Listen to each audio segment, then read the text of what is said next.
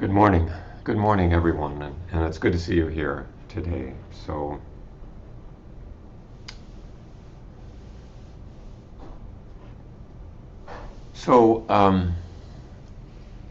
this past couple of weeks we've been revisiting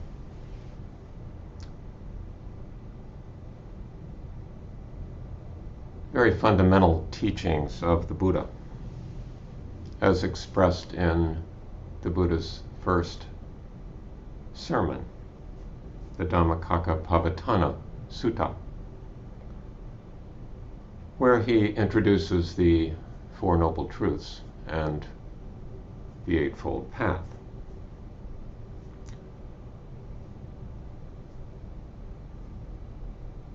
And it's all expressed in a very logical sequence.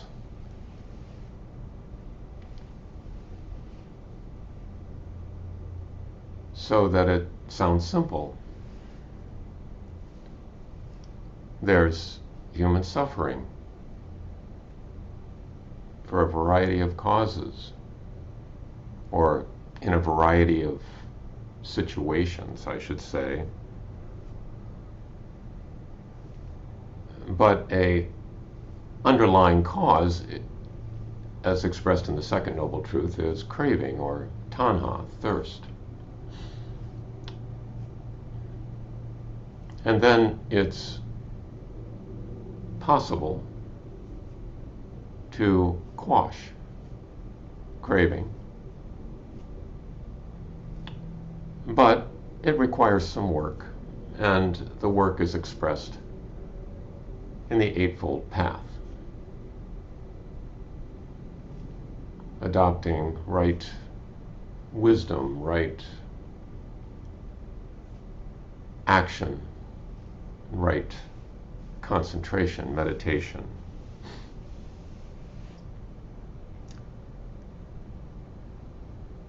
But when you really start thinking about all of that, it gets more complicated when you start trying to apply it and think about what it means. So that's what we're doing. And there are many, many commentaries on this, and there are different takes on the Four Noble Truths and the Eightfold Path. And it's useful to read these and consult them, but ultimately you need to find how this applies in your life, how you're going to use these teachings, what they mean to you.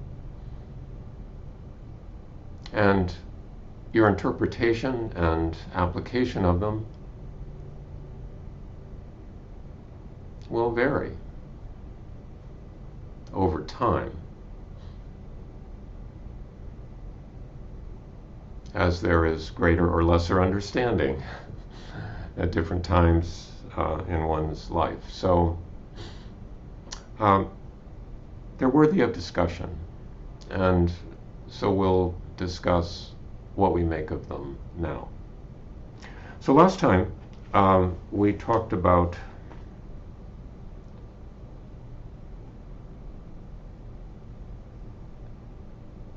the first noble truth, which has to do with dukkha, suffering, which I think we all can agree is not evenly distributed among all beings, but is universal among all beings.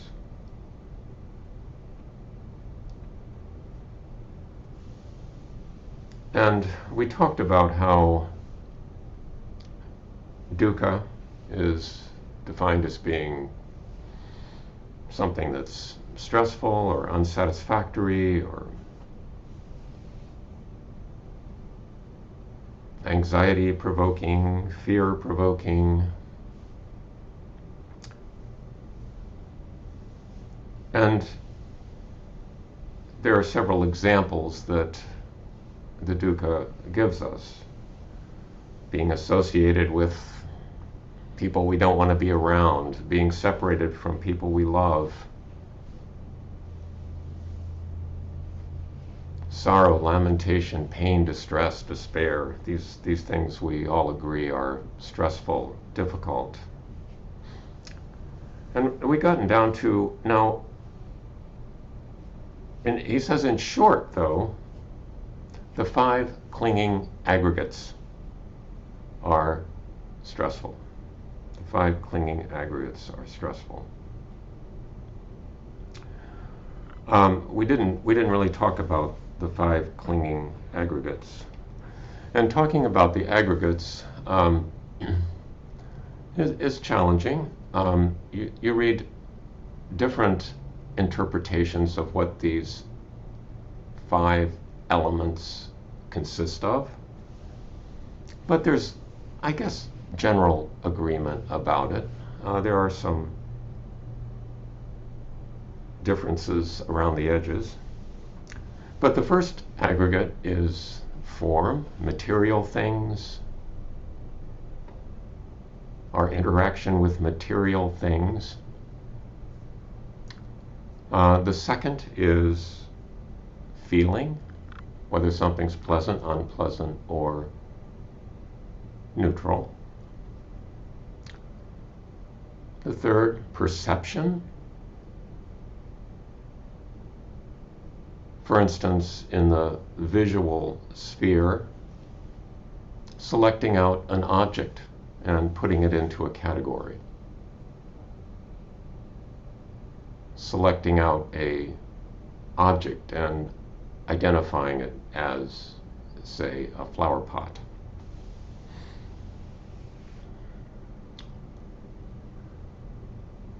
The fourth aggregate is fabrication, or volition, at which time all of our previous experiences, our habitual tendencies, our past actions come into play, and we respond to that perception in some manner. And then the fifth aggregate is consciousness, or just awareness of all of the above. So what about these makes them clinging? What about these makes them problematic? And in other sections of the Pali Canon, the Buddha is explicit about this. In one selection I'll read, he says, "Monks, I will teach you the burden." I'm sorry. We'll start with this one. "Monks, I will teach you the burden, the carrier of the burden, the taking up of the burden, and the casting off of the burden. Listen and pay close attention, I will speak." "As you say, Lord," the monks responded. The Blessed One said, "And which is the burden?" "The 5 clinging aggregates." The 5 clinging aggregates. Which 5? Form as a clinging aggregate, feeling as a clinging aggregate, perception as a clinging aggregate, fabrications as a clinging aggregate, consciousness as a clinging aggregate. These, monks, is what is called the burden.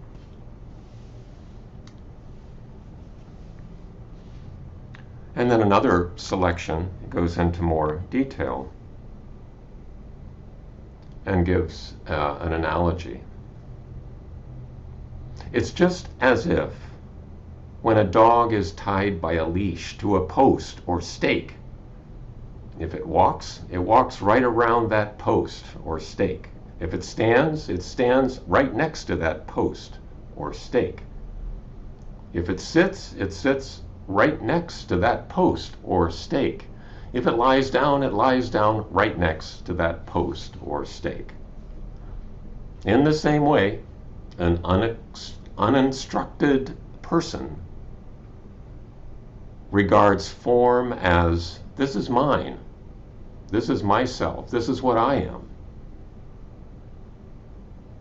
He regards feeling perception, fabrications, consciousness as this is mine, this is myself, this is what I am. If he walks right around these 5 clinging aggregates. If he stands right next to these 5 clinging aggregates. If he sits right next to these 5 clinging aggregates. If he lies down right next to these 5 clinging aggregates. Thus, one should reflect on one's mind with every moment. For a long time, has this mind been defiled by passion, aversion, and delusion? From the defilement of the mind are beings defiled.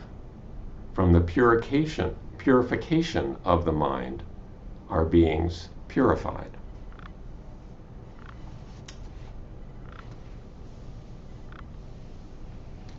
So I guess an illustration of these, this dividing up of the personality or the sense of self into these 5 categories may seem a little artificial to us. We're just not used to that way of thinking about them unless you've read about this for quite a while.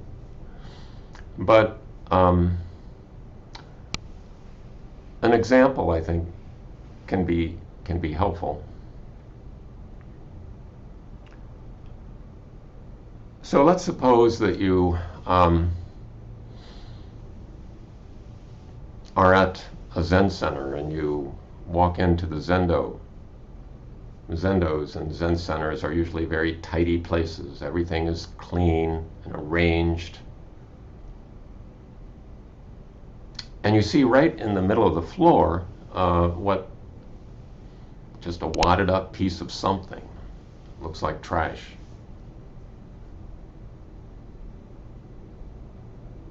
It looks like just a wadded up piece of paper on the floor in the middle of the Zendo. And so there's the form of whatever that is, the wadded up thing. There's your perception of noticing it, selecting it out from the entire environment and focusing on it, categorizing it as an object. And then there's the feeling that arises. Perhaps a feeling of distaste or disgust. Why is that there? It shouldn't be there. It's out of place. And then there might be the fabrication. Who would have left that in the middle of the floor? How careless. People are so careless. But then you might think, oh, well, maybe it fell out of someone's pocket by accident and they didn't notice it. Like, that could happen to anyone. Could happen to me. Maybe I should pick it up and put it in the trash. Maybe I should recycle it. Where is the recycling bin, by the way?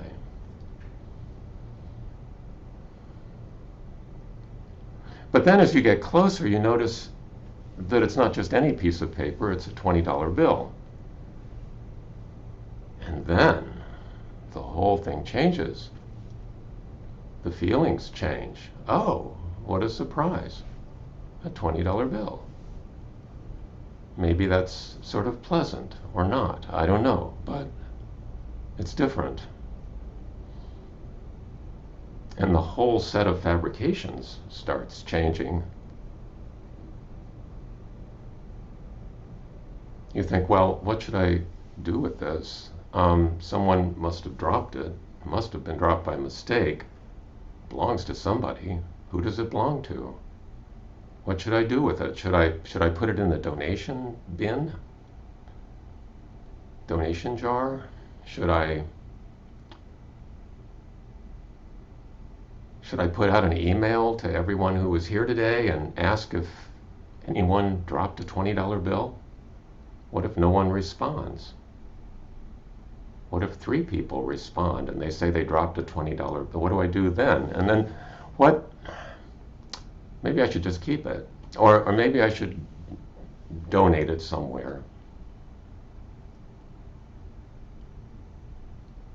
maybe I should find somebody who really needs it, like that person who's always out at Del Mar at Del Mar and Skinker, and just give it to them.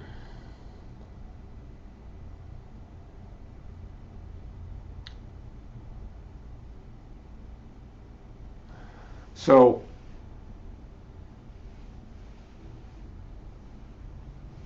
to me, that helps with sort of giving some life to this notion of 5 aggregates. And the Buddha is telling us that they tend to cling. And the example he gives of the dog being tied to a pole, and the pole is constantly saying, this is me, this is mine, this is what I am, suggests that the clinginess has to do with our tendency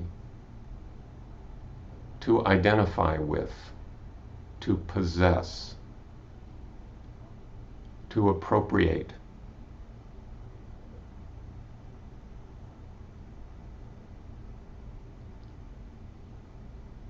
So we don't just notice that there is fear or there is anger or there is disgust. It becomes my fear, my anger, my disgust. And then we're tied there to the leash. We can't get away from it. It becomes fixed, part of who I am, and much more difficult to manage as a result.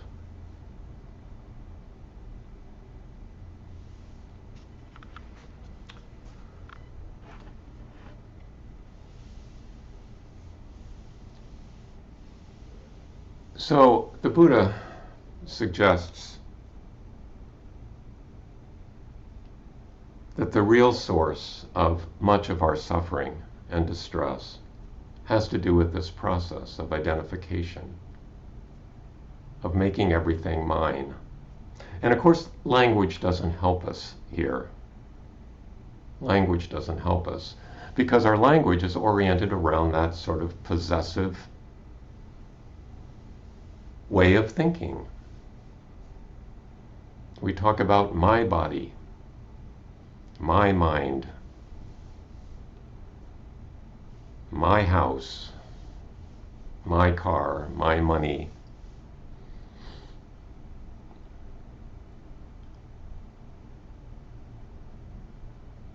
When in truth, this whole notion of possession is really kind of artificial, something that humans made up at some point.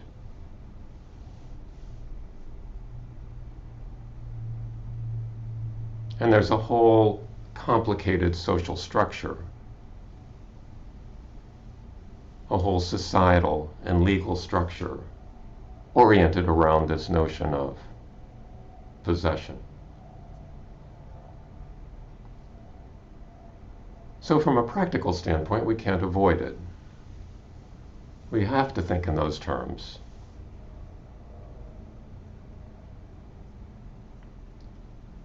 But the Buddha is encouraging us to see through all of this and see the artificiality.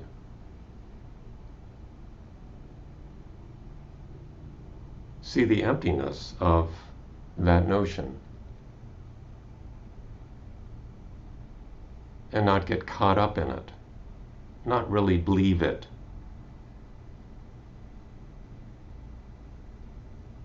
Because we can think of ourselves as not being owners,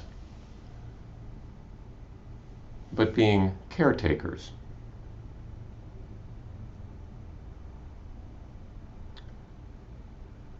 Being sort of the general manager.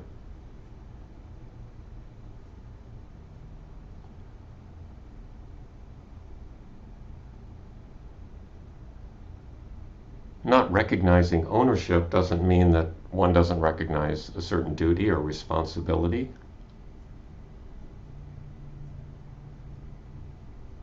If you're the caretaker of the automobile that's in the driveway or out in the street,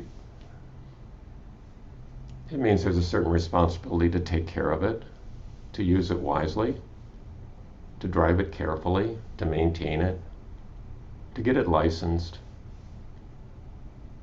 to get it insured.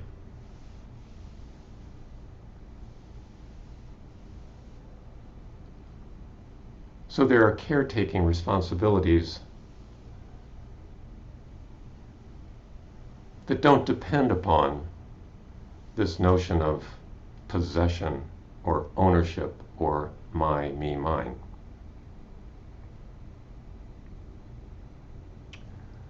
So Dharma Vidya takes exception with this second noble truth, the noble truth of clinging or thirst or tanha.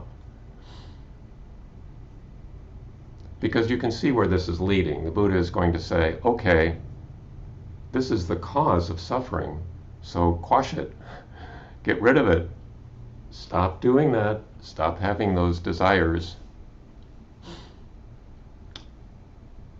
Dharma Vidya views desire as something that arises naturally. He views emotions as those things that arise naturally as a result of our life experiences. That it's perfectly natural to experience grief when there is loss.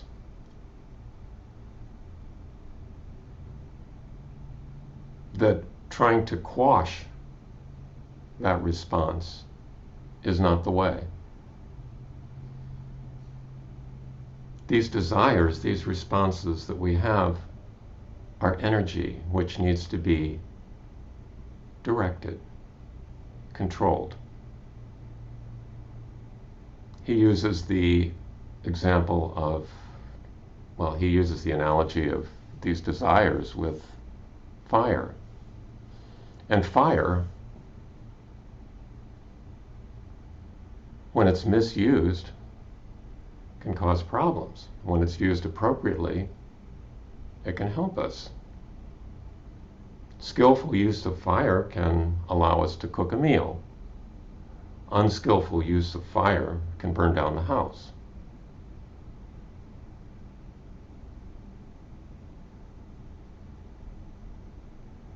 So it's another perspective on this notion of desire.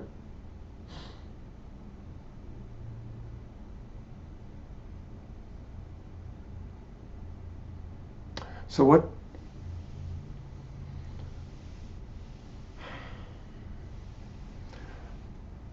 do we make of these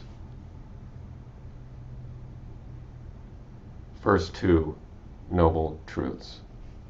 The truth of suffering, the cause of suffering.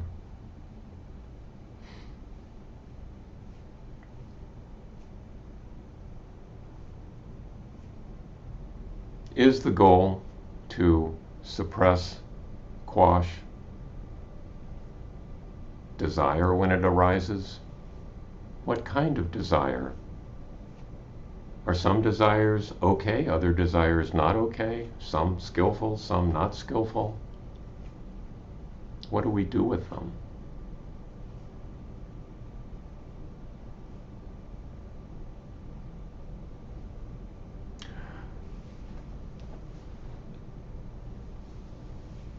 And I come back, I guess, to this formula that I presented a couple weeks ago. The formula of AIR, A-I-R.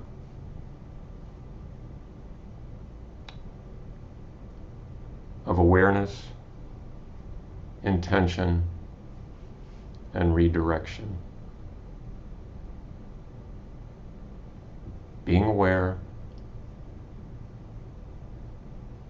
remembering our intentions, and directing whatever energy arises. Zazen is practice in doing just that. Being aware, remembering our intention, and redirecting whatever arises. So I'll stop there and see what comments people may have in the smaller groups.